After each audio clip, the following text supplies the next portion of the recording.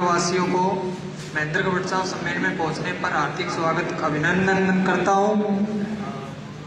आप सभी युवा साथी जो ये अपने बड़े भाई साहब बलवान फौजी हैं, इन्होंने जो ये संघर्ष का मुद्दा उठाया है, इसके लिए आप सभी भाई साथ आए, क्योंकि अपने महेंद्रगढ़ के हालात बदलते जा रहे हैं। गड्ढे गड्ढे हैं, कहीं भी चले जाओ। इस सरकार ने कुछ नहीं करना, अपने महेंद्रगढ़ को पिछाड़ता रहना है। आप कहीं भी चले जाओ, महेंद्रगढ़ को कोई नहीं जानता। यह सरकार इतनी निकम्मी सरकार है कि महेंद्रगढ़ को पिछाड़ता ही जा रहा है। अब हमें युवा साथियों को उठकर इस कदम को उठाना होगा और बलवान फौजी भाई साहब ने जो इतना जिम्मा उठाया है उनका साथ देना होगा। आप सभी युवा साथियों से मेरा यही अनुरोध है कि भाई बलवान फौजी का आप साथ दें। धन्यवाद।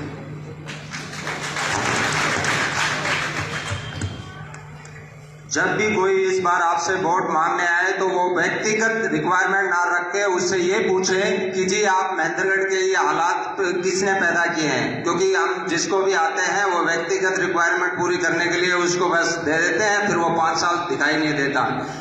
तो आप सब जब भी कोई पूछे कि जी महेंद्रगढ़ के मतलब ये हालात कैसे सुधरेंगे, आपसी लड़ाई हो इनकी या कुछ भी हो, भुगतना तो हम लोगों को पड़ रहा है। हम लोग यहाँ रह रहे हैं, धूल हम खा रहे हैं। मैं अब अगले प्रवक्ता मिस्टर नितिन यादव जी महेंद्रगढ़ से अनुरोध करूंगा कि वो स्टेज पर आए और अपने विचार रखें।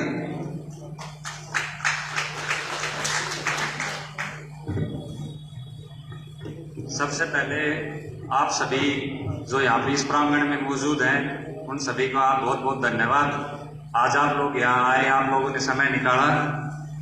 जैसा कि आप सबको पता ही होगा आज महेंद्रगढ़ के क्या हालात हैं। सड़कों में गड्ढे हैं, गड्ढों में सड़क है, किसी को पता नहीं है इस चीज का। कोई व्यवस्था नाम की चीज नहीं है, ना पानी की व्यवस्था है, ना सीवरेज व्यवस्था है। और अब तो किसानों को भी मारने का प्लान बना लिया है, ना बाजरे की खरीद, उसके लिए भी सरकार ने मना कर दिया है। हमारे महेंद्रगढ़ के लोगों के लिए तो सांस लेना ही एक विकास रह गया मेरे हिसाब से, तो और कुछ बचा नहीं, सब कुछ तबाह कर दिया सरकार ने। अब यही उचित समय है, अगर अब आप नहीं जागे तो ये सरकार इतना आपको प्रेशराइज इतना दबा देगी कि आप कभी जिंदगी में उभर नहीं पाओगे। आने वाली जनरेशन आएगी, उसको हम क्या मुंह दिखाएंगे? ना सड़कों की व्यवस्था है, ना पीने के पानी की व्यवस्था है, ना सीवरेज की व्यवस्था है। पहले तो हम आज मूलभूत सुविधाओं के लिए ही जूझ रहे हैं। विकास तो तब होगा जब मूलभूत सुविधाएं होंगी हमारे पास। मूलभूत सुविधाओं की हमारे पास पूरी पर्याप्त मात्रा में नहीं है, बाकी चीजों के बारे में हम सोच भी नहीं सकते। तो मेरा आप सभी से यही अनुरोध है, अगर अब भी आप अपने व्यक्तिगत स्वार्थ को ऊपर रख के चलेंगे तो महेंद्रगढ़ का विकास कभी आप कल्पना भी नहीं कर सकते, आसपास भी नहीं रहेगा। तो मेरा आप सभी से यही अनुरोध है कि अपने व्यक्तिगत स्वार्थ छोड़ के महेंद्रगढ़ के लिए आगे आए। अगर नहीं आए तो अपनी आने वाली जनरेशन को आप मुंह नहीं दिखा पाएंगे। अभी आप लोग चल रहे हैं, पैसा कमा रहे हैं, नौकरी पेशे में अपने लगे हुए हैं, अच्छी बात है, लेकिन महेंद्रगढ़ के हालात क्या हैं, अगर उसके लिए आप लोग आगे नहीं आओगे तो आपकी जिंदगी पे भी बनाएगी। 35 लोगों की मौत हुई है पीछे, उन 35 लोगों के परिवार से आप जाके मिलो, वो बताएंगे दुख दर्द क्या होता है। उनके परिवार से जाके पूछो टूटे गड्ढों की क्या अहमियत है, उनके परिवार से लोग गए हैं, उनसे आप जाके पूछोगे तो वो बताएंगे आपको। जिसके ऊपर बीतती है वही समझता है, उससे पहले किसी को कोई फर्क नहीं पड़ता कि मेरे क्या फर्क पड़ेगा, निकल रहा हूं, मैं भी निकल जाऊंगा गड्ढों में से। सब ये सोचते हैं कि वो नहीं कर रहा तो मैं क्यों करूं। अरे भाई तू अपने आप से शुरुआत करना पहले। हम भी ये चीज सोच लेते कि वो नहीं कर रहा, ये नहीं कर रहा। हमने इनिशिएटिव लिया है ये कि भाई कोई नहीं करेगा तो हम करेंगे, बेशक जेल में जाना पड़े, कुछ भी करे, हम करेंगे, आगे से बढ़ के करेंगे। अब आप लोगों के ऊपर आप कितना साथ देते हो नहीं देते वो आप लोगों के ऊपर डिपेंड करता है। तो मेरा आपसे यही अनुरोध रहेगा कि अपने व्यक्तिगत स्वार्थ छोड़ के अगर आप एक मंच पे महेंद्रगढ़ के लिए नहीं आए तो इसकी ऐसी हालत हो जाएगी कि आप किसी को मुंह दिखाने लायक नहीं बचोगे। आज के दिन यहाँ कोई बाहर से पेपर देने आता है, अभी पीछे हरियाणा पुलिस का पेपर था तो मेरे कुछ साथी आए थे रोहतक से, तो वो पेपर दे के चले गए। बाद में उनका फोन आया शाम को मेरे पास, बोले भाई क्या कर रहा हूँ साफ सुथ हम चलक चलन खातर झारखंड सड़क भी कौन है। तो इस तरह की बातें हो रही है। अब आप सोच सकते हो कि किस तरह के हालात पैदा हो चुके हैं यहाँ पे। यहाँ तो गड्ढों की मरम्मत भी कूड़े से होती है, रोडे भी नहीं है यहाँ तो गड्ढे भरने के लिए। ये तो एकमात्र महेंद्रगढ़ ही ऐसा शहर है जहाँ पे गड्ढे कूड़ों से भरे जाते हैं। वो गांव में होती है कुल्डिया, उसमें से उठा के लाते हैं और वो डाल देते हैं, वो भी पूरा नहीं डालते, आधा छोड़ के भाग सकते हैं कि अपने डालते रहना खुद ही। तो आप लोग ये सोच सकते हो कितनी बार तो यहाँ के टेंडर हो चुके। मैं तो इन दोनों नेताओं को दोष नहीं देता, दोष अपना है कि हम इनको 45 साल से मौका दे रहे हैं बार बार, ये काम कुछ करते नहीं। आपके पास एक संवैधानिक अधिकार है कि आप इनसे पूछ सकते हो आपने क्या काम किया, आपको क्यों वोट दे दोबारा, लेकिन आप लोग नहीं पूछते। चुनाव आने के टाइम पे बोलो यो मेरा नेता, यो मेरे नेता। अरे भाई हालात तो हुए कि वे ही नहीं, उनने कौन सुधारे वो। एक है फार्म हाउस में बैठे हुए, एक कहते बैठे रहे तो भगाओ, उनने ना काम करी तो क्यों बार बार वोट दिया करो। 5 साल गाड़ी पकड़ी चुनाव के टाइम पे, बोले आ जाओ जी नमस्कार फूल मालाओं से। पिछले 5 साल कुछ काम नहीं हुआ शहर में। चुनाव के टाइम पे आजाद चौक के ऊपर, मैं नाम तो नहीं लेना चाहूंगा, लेकिन एक पीछे पूर्व विधायक है, उन्होंने लोगों ने उनको लाडुओं से तोला था।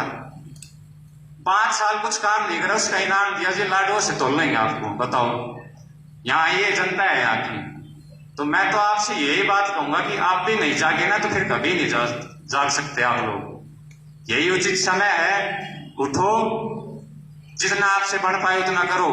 इन नेताओं को आप एक बार दिखा दोगे ना कि जनता जाग चुकी है, सारे काम अपने आप बन जाएंगे। लठ उठाने की जरूरत पड़ेगी बाद में, उससे पहले काम शुरू हो जाएंगे यहाँ पे। लेकिन आप लोग आगे आओगे तभी।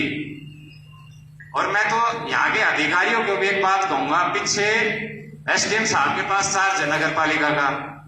पहले कहते थे कि बोले क्या आपसे लड़ाई है, चलो ठीक है भाई लड़ाई थी, हो गया काम। अब तो 4 महीने से चार्ज उनके पास ही है।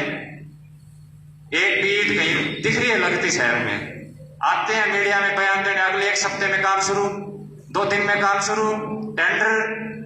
मतलब कितनी हद की बात, कितना झूठ बोलते हैं वो। मैं तो उनको भी कहूंगा आ जाना चाहिए था उनको यहाँ पे, नहीं तो हम जाएंगे उनके पास, वो नहीं आएंगे। तो मतलब कमाल की बात है, अधिकारी झूठ बोल के चले जाते हैं, हम सुन लेते हैं उस चीज को। तो मेरा आपसे यही विनती है, इनको अब सबक सिखाने का टाइम आ चुका है। अगर अब भी आप लोग सोचोगे कि भाई रोडे डाल दी, अब पीछे हमने 3 तारीख को मीटिंग करी, गुड़गांव के विधायक आज तक तो यहाँ आए नहीं। मैं तो उनको गुड़गांव के विधायक मानता हूँ, यहाँ के विधायक नहीं है वो। तो गुड़गांव के विधायक आए यहाँ पे, उनको नींद नहीं आती महेंद्रगढ़ में, लेकिन हमने 3 तारीख को मीटिंग करी, उसके बाद यहाँ सोए, 3-4 दिन रहे फार्म हाउस के ऊपर, रोडे गिरवा रहे थे। तो कुछ तो असर हुआ है इनके ऊपर। एक मीटिंग का ही असर था वो, तो एक मीटिंग करी उसी पे रोड पे उतर आए थे। अब आगे आगे देखो ये परमानेंट ही रहने लग जाएंगे अगर आप लोग चाहोगे तो, ठीक है। और मेरा तो यही मानना है, इन दोनों को कोसने की बजाय अपने अंदर सुधार करो, अपनी जिम्मेदारी निभाओ। आपकी जिम्मेदारी सिर्फ वोट देने तक सीमित नहीं है, उस साइड दादरी से आगे कैसे काम हो जाता है, वो भी तो लोग ही हैं, या वो राम जी ने छू के आ रहे हैं कुछ अलग से। बताओ आप लोग वो कैसे करवा लेते हैं काम। वहां तो चीनी खरीदने के लिए मना किया था, अगले दिन ही सरकार बोली हाथ जोड़ के खरीद देंगे जी। क्यों, ऐसा क्या है उनके अंदर है? तो यहाँ नहीं है बाजुओं में ताकत,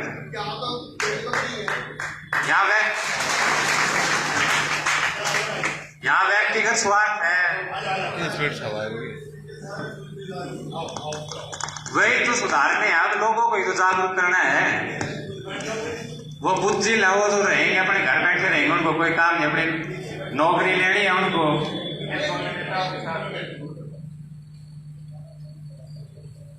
अब आप लोग एक बात बताओ, वर्तमान विधायक जी एक बात कहते हैं कि मेरी सरकार में चलती नहीं, तो मैं उनसे एक ही बात पूछना चाहूंगा, कांग्रेस के 32 विधायक हरियाणा के अंदर, क्या उन 32 विधानसभाओं के अंदर कोई काम नहीं हो रहा आज के दिन? अगर नहीं हो रहा तो मैं वर्तमान विधायक की कोई गलती नहीं मानता। अगर काम हो रहा है तो उनको इस्तीफा देना चाहिए कि भाई मेरे बस की बात नहीं है, मेरे से काम नहीं हो रहा, अरे ये पकड़ो इस्तीफा, क्यों नहीं देते वो इस्तीफा? जब उनसे काम ही नहीं हो रहा तो किसने बना रखा उनको विधायक? गुड़गांव की कोठियों में बैठने के लिए आते हैं, यहाँ पे फोटो खिंचवा के जन समस्या सुन ली, अपने लोगों को बुला के जन समस्या सुन लेते हैं उनकी। आज तक आए हैं कभी आपके पास वोट मांगने के बाद धन्यवाद दो रगड़ने में नहीं है, समस्या सुनने की तो बात दूर की है। तो इनको तो इनकी हालत यही हो चुकी है, अभी इनको बहाने बनाने हैं, झूठ बोलते हैं 24 घंटे, हम झूठ को सुन लेते हैं। कमी हमारी है, कॉलर पकड़े काम होंगे सारे, दादरी शाह के काम क्यों होते हैं? एक बार आप इस बात पे विचार करना। वो भी सारे लोग रोड के ऊपर नहीं उतर के आते, 10% के लोग आते हैं उनमें से भी, लेकिन दमदार इतने होते हैं, सारा पीछे पूरी जनता खड़ी होती है, कुछ छोटी सी बात हो जाए उसी चीज के लिए घेर लेते हैं सभी को। अधिकारी हाथ जोड़ के काम करते हैं वहां पे। तो मैं आप सभी से यही अनुरोध करूंगा, आप भी उचित समय है जाग जाओ। अगर आप भी गहरी नींद में सोते रहोगे तो अपने आने वाले बच्चों को मुंह नहीं दिखा पाओगे। मेरा तो कहना यही है। धन्यवाद।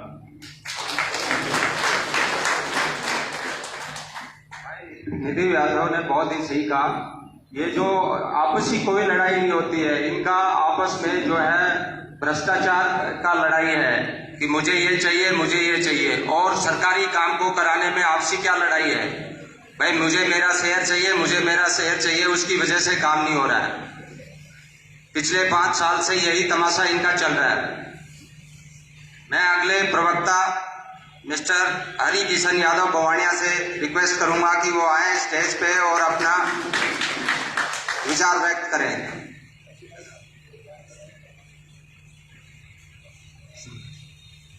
1843 एक स्कॉर्पियो है जो आरा मशीन के सामने खड़ी है, कृपया करके मुझे आगे पीछे कर दें, उनको असुविधा हो रही है। हरे कृष्ण। सबसे पहले मेरे मान एवं सम्मान की सभी युवा साथी एवं दूर दराज से आए हुए सभी मेरे पिता सम्मान तुल्य बुजुर्ग, आप सभी को यात्रा सभा में पहुंचने पर बहुत बहुत आदरी बधाई और अभिनंदन है। सबसे पहले मैं आपको बताता हूं कि महेंद्रगढ़ को सबसे पहले कि इसको अपना नाम बचाने में ही खतरा हो रहा है। नारनौल का नाम आता है सबसे पहले, इसका बोलते हैं कि महेंद्रगढ़ है ही नहीं, मैप में लगा लो, कहीं पर भी लगा लो, उसका अपना अस्तित्व बचाना ही मुश्किल हो रहा है। और यहाँ के रही काम की काज की, यहाँ पर काम काज आपको पता ही है, हमारे हरियाणा में 22 जिले हैं, 22 जिलों में सबसे पिछड़ा हुआ जिला महेंद्रगढ़ है। यहाँ के बात करें काम की, मतलब ये हमारे रास्ते हैं, हमारे गड्ढे से भरे हुए हैं, इससे अच्छा काम हमारे गांव में मिल जाता है। पर महेंद्रगढ़ में यहाँ पर सभी न इसको सरकारी कार्यालय है, न ही कोई सरकारी काम है, सभी काम के लिए हमें बार बार महेंद्रगढ़ से नारनौल के चक्कर काटने पड़ते हैं। हर काम नारनौल में होता है, हर चीज नारनौल में मिलती है। क्यों ना सबसे पहले महेंद्रगढ़ को ही बचाने के लिए हमें लड़ाई लड़ रहे हैं और लड़ते रहेंगे क्या? ऐसे ही चलता रहेगा क्या? महेंद्रगढ़ को बचाने के लिए हमें सभी को एकजुटता होना पड़ेगा, सभी को साथ देना पड़ेगा। ये तो एक नाम मात्र एक चिंगारी रूप भाई बलवान कोची ने लगाई है, अब आग का रूप आप सब देना होगा। आप सभी का यहाँ पर आने का हार्दिक अभिनंदन, हार्दिक स्वागत करता हूँ। धन्यवाद भाई हरि किशन जी। आप सब बलवान फौजी और इसकी टीम को दिल से मदद कर दीजिए, ये सारे डिपार्टमेंट्स के अधिकारी को रोड पे ला देगा। हाँ, आप दिल से इनको मदद कर दो, चाहे वो पीडब्ल्यूडी डिपार्टमेंट हो, इलेक्ट्रिकल डिपार्टमेंट हो, या ड्रेनेज व्यवस्था वाला हो, या नगर पालिका हो। उन अधिकारियों को ये इस पे इतना जज्बा है कि ये मजबूर कर देगा रोड पे आके काम कराने के लिए। आज वो एसी में बैठे हैं, बस आपका सहयोग चाहिए बलवान फौजी और उसकी टीम को। मैं अगले प्रवक्ता मिस्टर धर्मवीर पायगा जी से अनुरोध करूंगा कि वो स्टेज पे आए और अपने विचार व्यक्त करें।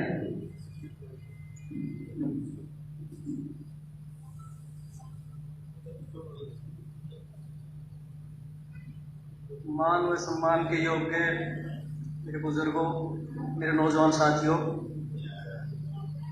भाई बलवान फौजी, सभी का यहाँ आने पर महेंद्रगढ़ बचाओ सम्मेलन में सभी का तहे दिल से स्वागत है। भाइयों, देश का युवा देश का राष्ट्र निर्माता होता है। अगर देश का युवा ठान ले तो कुछ भी कर सकता है। महेंद्रगढ़ में आज तक जो महेंद्रगढ़ की जो दुर्दशा हो रही है, हम सब भाई जानते हैं उसके बारे में। किसी भी रोड से हम बाइक लेके, गाड़ी लेके किसी भी तरह पैदल भी नहीं निकल सकते। ज़्यादा दूर तो नहीं, मैं मेरे घर का जिक्र करता हूँ। मेरा घर राज गार्डन के पास है। वहाँ पे 3-3 फुट सीवरेज का पानी 12 महीने में 8 महीने खड़ा रहता है, लेकिन प्रशासन उसको निकलाने की भी वो कुछ नहीं समझता कि इसको मैं पानी को भी निकलवा दूँ। और वहाँ से पैदल आदमी नहीं निकल सकता। सैकड़ों आदमी वहाँ गिर के इंजर हो गए, लग गए, फ्रैक्चर हो गया, लेकिन कोई सुनवाई नहीं है। महेंद्रगढ़ के किसी भी रोड पे आप बारिश हो तब तो कोई निकलने का मतलब ही नहीं, आम दिन भी आप नहीं निकल सकते उधर से। तो जो अपने महेंद्रगढ़ के युवाओं ने जो आज एक आवाज़ बुलंद की है महेंद्रगढ़ के लिए, और भाई नितिन यादव ने जो विचार रखे हैं, मेरे सारे विचार इनसे मिलते जुलते हैं। मेरा मतलब है कि इन युवाओं का साथ अगर हम कंधे से कंधे मिला के अगर पूरा महेंद्रगढ़ अगर इसके लिए खड़ा हो जाएगा, उस दिन चाहे नेता हो, एमएलए हो, चाहे एमपी हो, चाहे मुख्यमंत्री जी हो, सभी को झुकना पड़ेगा। आज तक महेंद्रगढ़ के लिए किसी ने भी लड़ाई नहीं लड़ी, सिर्फ वोटों की राजनीति होती है। एक टाइम आता है मैं फला सिंह का, मैं तिगड़ा सिंह का, और उसके पीछे पीछे हो लेते हैं। कोई नहीं पूछता कि मेरे घर जाने के लिए रास्ता ठीक है या नहीं है, मेरे घर के अंदर पानी आ रहा है या नहीं आ रहा है, किसी को कोई मतलब नहीं है। अभी कुछ भाई कहते हैं कि भाई बाजरा की खरीद है, किसान गलत रोडों के ऊपर घूम रहे हैं। मैं उन भाइयों से पूछना चाहता हूं कि जो भाई 2150 रुपए में बाजरा बेचना चाह रहे थे, आज 1200 रुपए बेचने के लिए 1200 रुपए में लेने वाला कोई नहीं है। एक अप्रोच लगा के देना पड़ रहा है कि भाई फला को बोलिए कि मेरा बाजरा ले ले, तिगड़ा को मेरे बोलिए कि मेरा बाजरा ले ले। तो मैं तो कहता हूं कि जब तक महेंद्रगढ़ की आवाज आप बुलंद नहीं करोगे, इकट्ठा नहीं होगे, सारे कुंज पे नहीं आओगे, और ये जो महेंद्रगढ़ बचाओ सम्मेलन जो भाई बलवान फौजी ने शुरू किया है, कुछ लोग कहते हैं कि ये तो वोटों की राजनीति है। हमारे आपके बीच में से कहते हैं ये लोग कि भाई ये तो सिर्फ वोटों की राजनीति है। अरे हम तो अपनी अंतरात्मा से कहते हैं कि हर घर में एक बलवान फौजी होना चाहिए, हर घर में एक ऐसा जवान होना चाहिए जो पूरे महेंद्रगढ़ की आवाज उठाए और अड़ जाए मरने मारने के लिए कि महेंद्रगढ़ के लिए हम मर जाएंगे, मिट जाएंगे। कुछ महेंद्रगढ़ पिछड़ा इसीलिए रहेगा दोस्तों कि यहाँ किसी ने आवाज नहीं उठाई। सिर्फ और सिर्फ वो नीची कुत्ती करके मैं फला का, मैं तिगड़ा का हाथ जोड़ के वोट डाले और उसके पीछे पीछे कुर्ता साफ करते रहे। कोई आदमी ये नहीं खड़ा होता, ये सामने खड़ा होकर कि अगर कोई भाई है तो मेरे सामने खड़ा हो जाए कि मैंने मेरे नेताजी के सामने खड़ा होकर ये कहा कि मेरे घर के आगे लेटरिन का पानी भरा है, मेरे घर के आगे रोड के अंदर 4 फुट का गड्ढा, इसको ठीक कर दे। कोई भाई नहीं बोलता। ये भाई मीडिया कर्मी बैठे हैं, हमने 50 सैकड़ों बार अखबार में इनके मीडिया के द्वारा हमने पूरे जतन कर लिए, लेकिन कोई सुनवाई नहीं होती भैया। लेकिन अगर हम एक होंगे और एकता में बहुत ज्यादा ताकत होती भाइयों, अगर हम एक होकर पूरे महेंद्रगढ़ की आवाज उठाएंगे तो भाई हर घर से एक बलवान सिंह हो जाएगा, हर घर से एक जवान तैयार हो जाएगा। एक भी होगा तो बहुत ज्यादा हो जाएगा। और सभी लोग अगर मिलकर हम इसका समर्थन करेंगे, जब भी जरूरत पड़ेगी, जहां भी खड़ा होना होगा, हम सभी खड़े हो जाएंगे। उस दिन महेंद्रगढ़ का उत्थान हो जाएगा, ये मेरा वादा है भाइयों। सभी गाने के लिए धन्यवाद, नमस्कार। धन्यवाद धर्मवीर पाएगा जी। ये जो कोई नेता कहता है कि जी मैं उस आदमी को लगा दूंगा, उस आदमी को आजकल जो है ऑनलाइन का जमाना है, ये सब आप लोगों को गुमराह कर रहे हैं। कोई किसी को नौकरी नहीं लगा सकता। अगर आप इंटेलिजेंट है तो नौकरी लग जाएंगे, और वो अपने व्यक्तिगत फायदे के लिए उसके पीछे घूमने की वजह से महेंद्रगढ़ को इग्नोर करते हैं। तो आप सब इन युवा साथियों का साथ दें और बलवान फौजी और टीम को दिल से साथ दें। ये कुछ भी कर सकता है। सरसों में पीछे आपको याद होगा, सरसों में धांधलीबाजी थी, इसने एसडीएम को घेर लिया था और एसडीएम को मजबूर किया था कि भाई उसको पूरी सरसों किसानों की खरीदनी पड़ी थी। दूसरा चीज, ये जो अभी 25% और ये 75% का क्या तमाशा है। एमएसपी पे बाजरा खरीदने की बात हुई थी तो बाजरा एमएसपी पे सभी का 100% खरीदा जाए। क्या 25% और क्या 75% का चक्कर है? ये सब किसानों के बस की बात नहीं है। ये सब बेवकूफ बनाने के लिए गवर्नमेंट ने बचने के लिए एक रास्ता निकाल लिया है। मैं अभी अगले प्रवक्ता मिस्टर जितेंद्र कुमार जीतू जी और नांगल हरनाथ से अनुरोध करूंगा कि वो स्टेज पर आए और अपना विचार व्यक्त करें।